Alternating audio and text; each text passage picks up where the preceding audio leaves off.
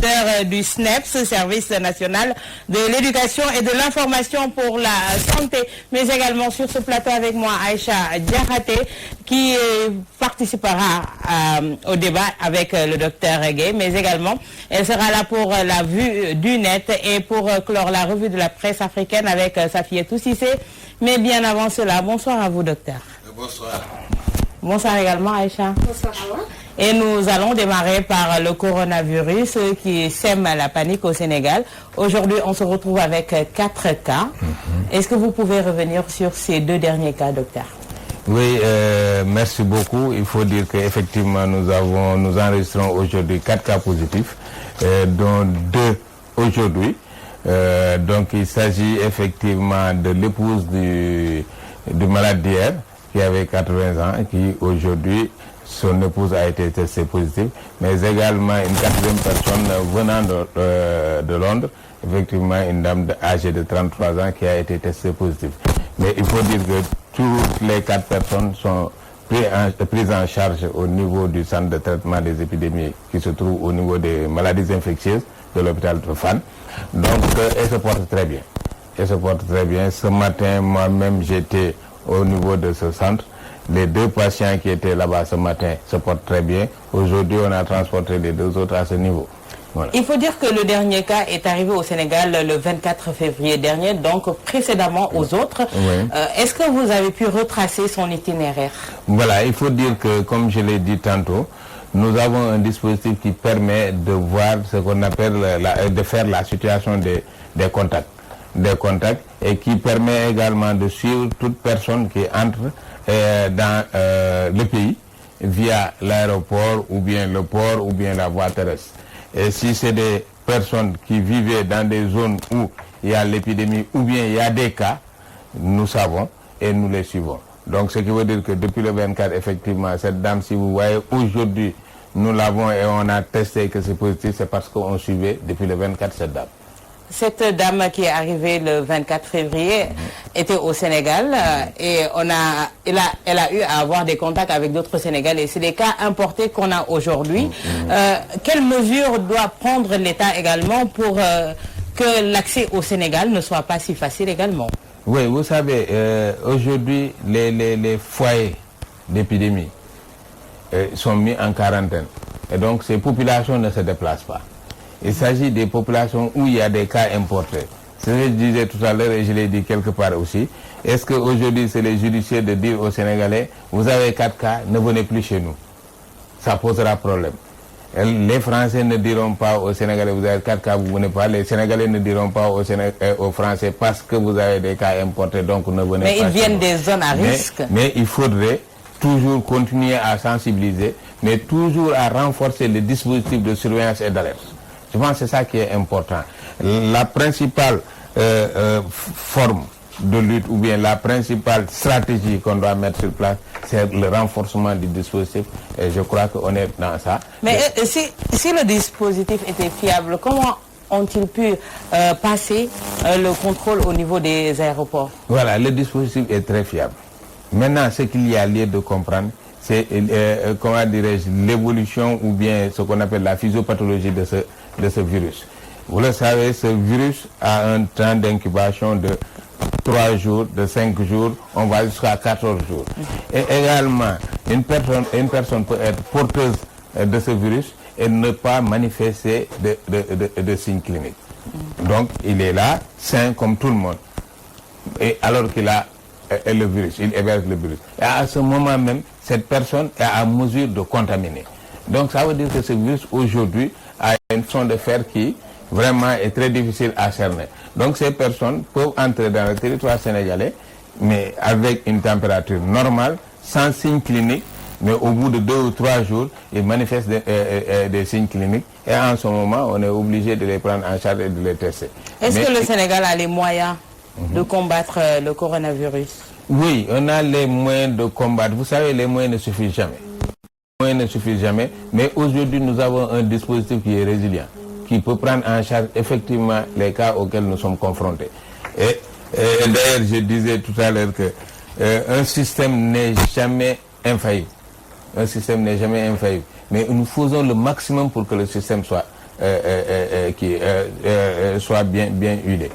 Nous avons mis un CNG en place, nous avons une unité opérationnelle, mais nous avons également des agents qui sont formés et aujourd'hui qui sont en mesure de faire des prélèvements, qui sont en mesure d'interroger, qui sont en mesure de distinguer si telle ou telle personne rentre dans les définitions de cas. Docteur, aujourd'hui on parle de 2 nouveaux cas encore du coronavirus. Et si les cas continuent, est-ce que les infrastructures suffisent?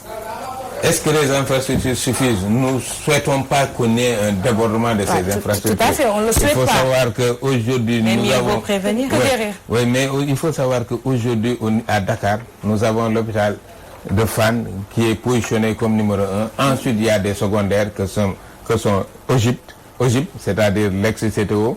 On a l'hôpital principal, on a le Dantec. Mais au niveau régional, n'oubliez pas qu'il y a un cas qui a été suspecté à Darmoussi, mais c'est Louga qui l'a pris en charge et on l'a testé, c'est négatif. Et Louga, qu'est-ce qu'il a fait? Ils ont les équipements, ils sont allés avec des gens qui sont formés, ils ont vu la personne, ils l'ont prélevé correctement, à faire le triple emballage et acheminer le prélèvement à l'insuffisance. Ce qui veut dire qu'aujourd'hui, nos agents sont dans les dispositions et ils sont formés à prendre en charge même au fin fond du pays. D'accord, docteur, mais dans cette situation actuelle, la population est sous le choc, on peut dire, la peur s'installe, alors qu'il y a beaucoup d'événements dans ce mois de mars. Les autorités ne devraient-elles pas tout bonnement annuler ou bien même suspendre certaines activités religieuses? Oui, je pense qu'il faudra peut-être convoquer certains paramètres de santé publique. C'est-à-dire, nous, ce qu'on nous enseigne, ça veut dire qu'il ne faut pas restreindre ou bien arrêter des manifestations tant qu'on n'a pas diagnostiqué ou bien le virus circule dans cette zone. Si le virus circule dans une aire géographique bien déterminée, il est interdit des rassemblements à ce niveau. Nous ne sommes pas encore à ce cas. Tout ce qu'on peut faire aujourd'hui... Oui, mais on aura des cas. Il faut que les Sénégalais sachent qu'il y aura des cas. Certainement. Oui, il y aura des cas. Aujourd'hui, comme ça se fait en France, ça va se faire comme ça au Nigeria, ainsi de suite. Peut-être que nous, aujourd'hui, notre système est très très bon. C'est la raison pour laquelle nous détectons des cas. Ailleurs, peut-être il y a des cas, ils ne le savent même pas. C'est parce que nous suivons nos cas, nous suivons et nous avons un système qui est très très bon. C'est la raison pour laquelle aujourd'hui on parvient à détecter des cas. Mais il faudrait que les Sénégalais sachent qu'il y aura des cas. Maintenant, ce qui est important, c'est de ne pas céder à la panique. C'est de garder la sérénité et le calme. Ça, je pense, c'est important. Et suivre les mesures préventives prodiguées par le ministère de la Santé. Je pense que ça, c'est important de le faire. Si on suit ces mesures, on peut amoindrir les risques de contamination. Vous évoquez tout à l'heure les 2 premiers cas pour dire que leur situation est stable. Est-ce qu'ils sont en phase de guérison? Ils sont en phase de guérison. La première personne n'est plus fébrile. N'est plus fébrile. Il est en surveillance. Elle est en surveillance du moins. Donc vraiment, l'état clinique est stable. Il n'y a aucun problème. Et je pense que si prête au bon Dieu, ils vont sortir guéris. Aïcha évoquait tout à l'heure en Wolof le déficit de gel, entre autres de masques au Sénégal. Comment se prémunir? Je dis souvent aux gens, il ne faut pas avoir peur de ce gel. La solution hydroalcoolique, si elle est en pénurie, ce n'est pas grave. Ce qui est important aujourd'hui, c'est vraiment adopter le lavage des mains avec l'eau et du savon. Le savon ordinaire suffit très largement. Les masques aussi, ce n'est pas recommandé dans toute la population. Aujourd'hui, nous n'avons pas beaucoup de cas. Les populations sont libres. Il ne faut pas qu'ils aillent dans le sens de porter des masques à tout bout de champ. Les masques sont recommandés chez le malade et chez le soignant. Chez le malade pour qu'il ne contamine pas, chez le soignant pour qu'on ne le contamine pas. Je pense que c'est ça qui est important de connaître. Aujourd'hui, on dit que le coronavirus ne supporte pas la chaleur. Est-ce à dire que le Sénégal peut dormir tranquille? Mais si c'était le cas, on n'aurait pas enregistré 4 cas. Mais c'est des cas importés. Mais ceux qui vivent ici au Sénégal n'ont pas encore, on n'a pas encore enregistré de cas. Je ne souhaite pas, mais vous avez bien dit qu'elle était là depuis le 24. Nous sommes aujourd'hui le combien? Le 4. Depuis lors, c'était la chaleur au Sénégal. pourquoi elle a continué à développer la maladie. Non, ça n'a rien à voir. Il n'y a aucune étude scientifique qui prouve aujourd'hui que ce virus-là ne peut pas attaquer une peau noire ou bien ne peut pas vivre dans un climat tropical. Ce qui a été édifié, c'est tout simplement, on dit que ce virus, en milieu sec, peut survivre pendant 3 heures et en milieu humide peut survivre pendant 72 heures. Est-ce que la sensibilisation uniquement peut aider les Sénégalais? La sensibilisation, c'est, si ce n'est pas 50 à 60% de résultats positifs, vraiment, elle est très importante. Il faut sensibiliser. Parce qu'aujourd'hui, on ne dispose pas de médicaments qui peuvent guérir cette maladie. Parce qu'aujourd'hui, on ne peut pas dire on va se barricader et que le virus ne rentrera pas. Ce qui est important, c'est sensibiliser la population, qu'elle sache comment faire pour éviter la maladie. Et si elle a la maladie, comment faire pour vraiment joindre les autorités sanitaires afin qu'elles puissent prendre, qu'on puisse les prendre en charge. Je pense que c'est ça qui est important. Docteur, concernant le vaccin, vous avez eu écho non, il y a... de l'Organisation mondiale, toujours pas. En tout cas, entendu en tout cas que pendant l'été 2020, voilà, que le vaccin serait disponible. Voilà, il y a d'autres qui disaient dans 3 semaines il y aura le vaccin, dans 1 mois il y aura le vaccin, mais pour le moment il n'y a pas encore de vaccin. Il n'y a pas encore de vaccin, il n'y a pas encore de médicaments appropriés au virus. Tout ce qu'on fait, tout ce que le Sénégal fera, c'est ce qu'on fait aux États-Unis, c'est ce qu'on fait en France, c'est les traitements symptomatiques. L'OMS prévoit de décaisser des milliards pour venir en aide aux pays touchés par le coronavirus. Oui. Quelle sera la part du Sénégal? Du Sénégal. Vous savez, nous, c'est vrai, nous sommes avec les partenaires techniques et financiers, dont le chef de file et l'OMS. Mais le Sénégal n'a pas attendu les partenaires. S'ils viennent, tant mieux. S'ils ne viennent pas, on va vraiment travailler avec nos propres moyens. C'est la raison pour laquelle le lundi, le président de la République a accepté de valider notre plan d'action et a accepté de financer ce plan d'action à hauteur de 1,4 milliard jusqu'au mois de juillet. Et maintenant, à partir de juillet, si également on ne le souhaite pas, si cette maladie est toujours là, notre plan d'action sera financé. Maintenant, si les partenaires financiers arrivent, c'est bien, on va prendre. Mais sachez qu'aujourd'hui, le Sénégal compte sur ses moyens. Merci à vous, Dr Ousmane Gueye, qui est le directeur du service national de l'éducation et de l'information pour la santé. Merci d'avoir répondu à notre invitation. C'est à moi de vous remercier parce que ce que vous faites pour nous. La sensibilisation, éduquer la population, vraiment, on vous remercie. Et nous appelons aussi tous les médias à aller avec le ministère de la Santé ensemble pour vraiment sensibiliser la population. C'est vrai qu'on est devant une maladie qu'on ne peut pas qualifier très grave, mais qui est grave. Nous invitons également le ministère de la Santé à venir accompagner Walfadjri. Mais bien sûr, pourquoi pas. On est partenaire. Mais êtes-vous prête à donner tout le temps la bonne information? Mais c'est la raison pour laquelle chaque jour vous avez un communiqué de presse du ministre de la Santé et de l'Action sociale.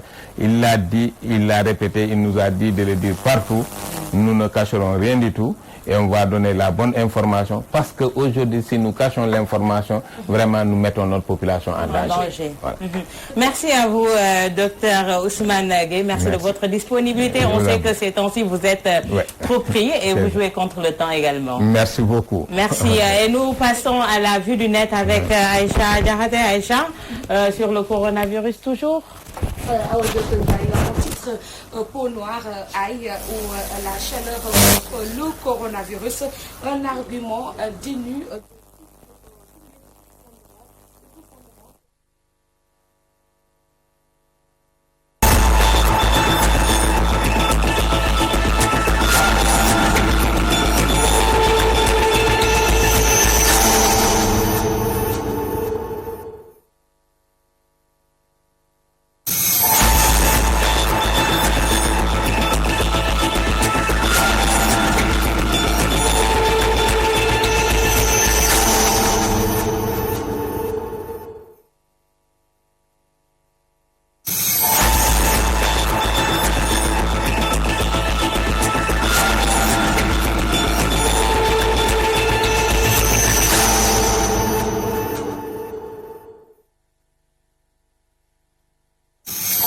quelques couacs techniques. Nous nous en excusons. Aïcha, rebonsoir. Le coronavirus inonde la toile. Inonde la toile, c'est au menu. Awa, disons-le, peau noire, chaleur, aïe contre le coronavirus au Sénégal.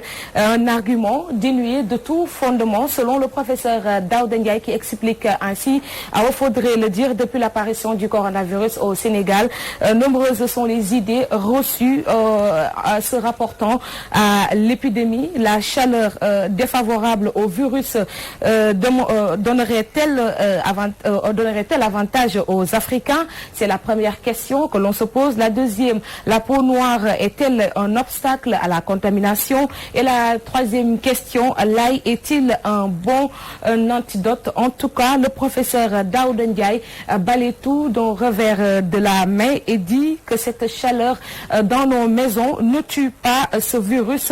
Il n'a jamais eu plus de 37 degrés dans les maisons. Pour la peau noire, Awa, il précise que des recherches pourraient aboutir à une telle conclusion, mais pour le moment, on est en début d'épidémie, il n'y aura pas de conclusion pour le moment. Quant à l'ail, le scientifique refute aussi l'argument, même s'il est moins catégorique pour lui. Seule la science avec des expériences en labo peut livrer certaines vérités en tout cas. En tout cas, on commence à créer une certaine panique avec ces deux nouveaux cas qui se rajoutent aux deux qu'on a eu hier. Donc, on peut s'attendre à ce qu'il y ait évolution. C'est ce qu'a dit le docteur Ousmane Gueye en tout cas. Mais nous prions pour que ça s'arrête là. Et avec toute la nouvelle technologie, avec les WhatsApp et statuts et autres, tout le monde est expérimenté. Donc on aura tout entendu. Commençons par les commentaires. Awa Thierno Diop, il se nomme. C'est comme ça qu'il faut faire. Il dit-il, interroger les spécialistes au lieu de nous pomper avec ces charlatans du midi au soir. Et bravo pour ce travail de recherche. Un autre qui commente, il se nomme Augustin Djemé. Il précise, remuez-vous avant que les charlatans n'entrent dans la danse. Docteur Boubacar Sidibé soigne le diabète, faiblesse sexuelle, coronavirus. Docteur Ngor Makando, il soigne toutes les maladies, même le coronavirus. Et docteur Alioune Sall, lui, il soigne quoi? Et un autre qui commente, il y a eu un noir positif en Chine, mais il s'est rétabli. La chaleur, Donald Trump lui-même en parlait. Ce n'est pas donc sans fondement. Un autre qui commente, Awa, il se nomme Mamor Diouf. Il dit Sénégal rek la xewe, donner des solutions à des problèmes qu'on ignore.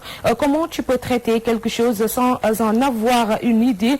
Déjà, tu viens tout juste d'entendre le mot corona, pourtant tu connais son traitement. Un autre, il se nomme Diop Jules, il dit docteur, allez bosser et trouver ce fameux remède. Nous, en attendant, on va continuer à manger de l'ail, rendre plus foncé notre peau et prier Dieu d'augmenter la chaleur. Un autre, elle se nomme Yaï Fall Gueye. Elle dit, il a raison, parce qu'une personne qui se dépigmente perd la protection de son corps. Comme pour se dire qu'elle a cessé de se dépigmenter. Un autre, elle se nomme Amoul Tour Amoul Sante. Il dit Buzz, Omar Sall vient suivre la vidéo quand il y a des cas sérieux, des soi-disant guérisseurs veulent prendre la place des docteurs et scientifiques alors qu'il y a des milliers de malades dans nos hôpitaux. S'il était aussi fort, pourquoi ils sont pas dans les hôpitaux? Laissons à chacun sa spécialité c'est mieux, en tout cas pour dire que la médecine c'est du sérieux. Et c'est tout, Awa, pour cette vue du net de ce mercredi 4 mars 2020. Consacré au coronavirus. Exclusivement au coronavirus. Merci à vous, Aïcha Diarraté. Rendez-vous est pris pour demain, Inch'Allah. Et tout de suite, Safiatou Cissé s'installe pour la revue de la presse en ligne.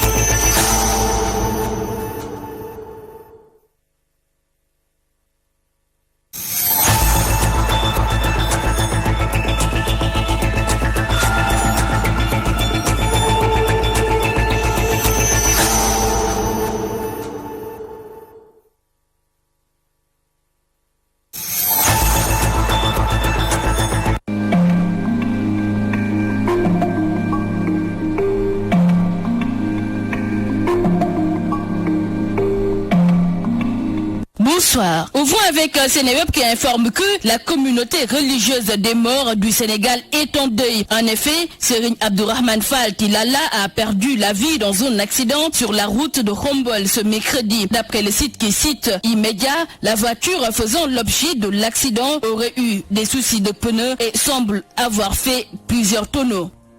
Coronavirus en cas suspect signalé à l'intérieur du pays et Sénéweb de détailler que jusqu'à présent les cas de coronavirus testés positifs sont confinés à Dakar. Mais selon nos confrères, un cas suspect a été signalé dans une ville de l'intérieur du pays. Le malade qui présente les symptômes apparents au Covid-19 est pris en charge depuis hier dans une structure sanitaire. Le patient devrait être transféré à Dakar pour des analyses médicales à l'Institut Pasteur. Enchaînons avec Netali.com qui rapporte que l'Office national de lutte contre la fraude et la corruption, l'OFNAC, a rendu public hier son rapport 2018, reçu vendredi par le président de la République, Macky Sall. Dans le document, il y a de nombreux cafards sous les placards. Ainsi, l'ancien directeur de l'Agence sénégalaise d'électrification rurale, ASER, est accusé de violation des procédures prévues dans le cadre de passation de marché à l'entreprise Mina Distribution. À en croire l'OFNAC, ce dernier a ordonné le paiement d'une troisième avance de 3 milliards 228 millions 544 568 francs CFA, dépassant ainsi le plafond des 40% d'avance autorisée sur le montant initial du marché. Sous ce rapport, le ministre du budget d'alors, Birima Mangara, n'est pas exempt de tout reproche pour avoir autorisé le 31 décembre 2015 le paiement simultané d'une avance de démarrage de 12 milliards de francs CFA et d'une avance sur approvisionnement également de 12 milliards de francs CFA. Des décisions contradictoires aux dispositions de clauses administratives et générales relatives à la méthode et aux conditions de règlement du titulaire du marché. Puis, les travaux prévus pour une durée de 16 mois n'ont pas été réalisés à la date du 31 décembre 2016. Faut-il juger l'ex-président algérien Abdelaziz Bouteflika, se demandent nos confrères de Jeune Afrique qui, dans les colonnes du site, livrent que, réclamés par ses ex-premiers ministres Abdel Malek Sellal et Ahmed Ouyaya au box des accusés, dans le cadre de plusieurs affaires de corruption, la comparution de l'ex-président algérien Abdelaziz Bouteflika permettrait de rétablir la confiance entre la justice et les citoyens et de songer à terme la pratique politique en Algérie. Bouclons avec les journalistes de RFIAfrique.com qui notent et font remarquer qu'il n'y a officiellement plus aucun malade d'Ebola en République démocratique du Congo. Mardi 3 mars, l'Organisation mondiale de la santé a annoncé que la dernière patiente était sortie en bonne santé du centre de traitement de Beni au nord Kivu dans l'est du pays. Ce n'est pas encore la fin de l'épidémie, mais c'est une victoire. Beni est la dernière zone affectée par Ebola en RDC. Pour Mori Keita, le coordonnateur de l'Organisation mondiale de la santé dans la région, il faut rester prudent. C'est vraiment considéré comme une très bonne nouvelle, mais le maître mot reste la vigilance continue. L'un des points sur lesquels on a aussi insisté, c'est la vaccination. On continue à vacciner toute personne qui veut se faire vacciner. Le maire a réitéré ce message mardi à la sortie de la malade. Donc, la population de Beni continue à rester vigilante jusqu'à la fin de l'épidémie.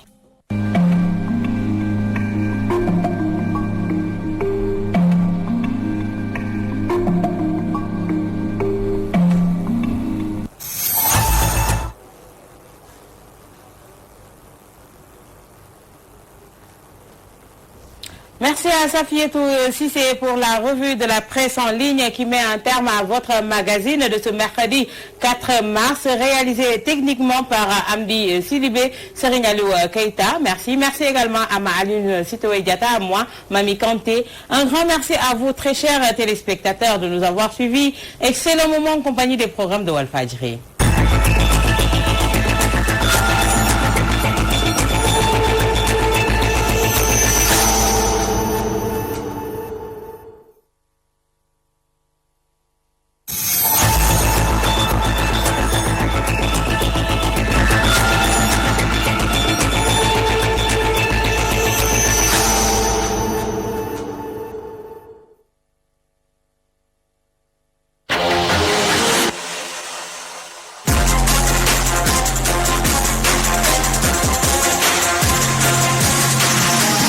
Walfadjri.